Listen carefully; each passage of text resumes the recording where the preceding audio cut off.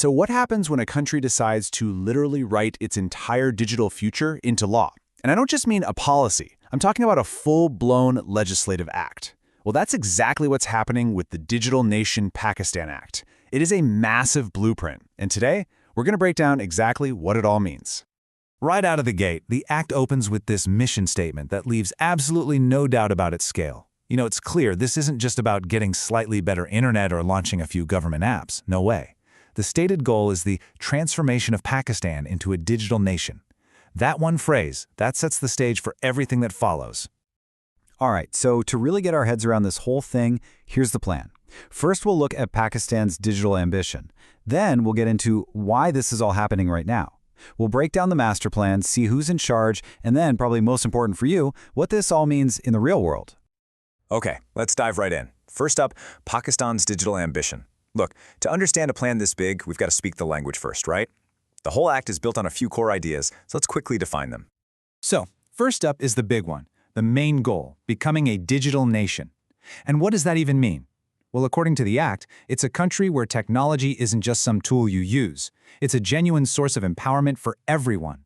It's all about using tech and data responsibly to lift up citizens, the government, and businesses.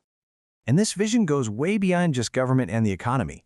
It gets into the idea of a digital society. Think about it like weaving technology into the very fabric of daily life. I mean, from how we learn in schools, to how we interact with friends, and even how we engage with our local communities. And of course, a huge piece of this puzzle is the digital economy. The Act is actually pretty smart about this. It looks at it from two angles. On one hand, you're using digital tools to modernize traditional industries, think agriculture, for example. And on the other hand, you're creating the space for brand new, completely digital businesses to pop up and thrive. And rounding out these core ideas is digital governance. Really, this is all about digitizing the nuts and bolts of government. The end game here? To make government services faster, more transparent, and, actually more responsive to what you, the citizen, really need. Okay, so now we know what they're trying to build. But you have to ask, why now? What's the big rush? Why this huge push for a law like this at this moment? Well, the Act itself gives us the answers. And this is really the key thing to get. This isn't just about tech for tech's sake. Not at all. The goals are super tangible. They're grounded in things that matter in the real world. We're talking about speeding up economic growth, genuinely improving people's well-being, and making the government work in a way that just makes sense in the 21st century.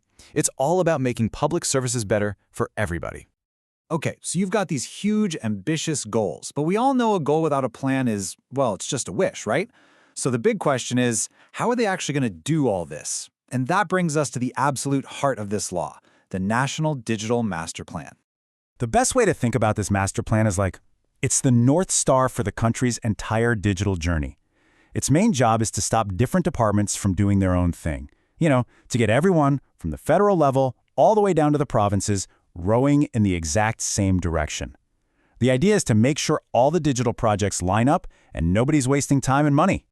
And believe me, this isn't some vague 10-page document. It's a really structured plan with 5 clear parts. It all starts at the top with the big picture, the strategic framework. Then that gets broken down into specific plans for key sectors like health and education, plus a whole plan just for the digital economy.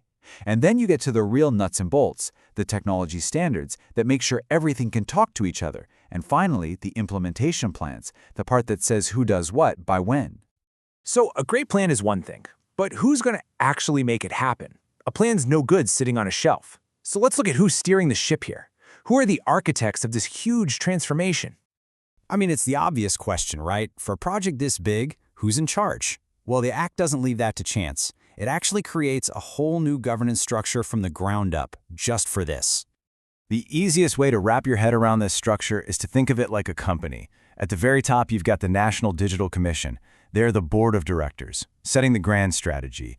Then you've got the Pakistan Digital Authority. They're the executive team, the ones in the trenches, developing and implementing the plan. And finally, to make sure everyone's on track, there's an oversight committee. They're basically the independent auditors, monitoring performance and keeping everyone accountable. And if you look at who's on that board of directors, you'll see just how serious they are about this. I mean, the commission is chaired by the Prime Minister. The members include the chief ministers from all the provinces, plus key federal ministers. This isn't some side project. This structure screams that the push for digital transformation is coming from the absolute highest levels of government. All right, so we've talked about the big strategy, the vision, who's in charge, but let's bring this all back down to earth. What does any of this actually mean for you? For the average person, for a regular business in Pakistan? What's the real-world impact? Okay, so this is where the rubber meets the road. For citizens, the promise is for simpler digital citizen journeys. Imagine it being way easier to do everyday things like pay your taxes or get a business permit, all backed by a secure digital identity. And it also means pushing for better digital services in critical areas like healthcare and education.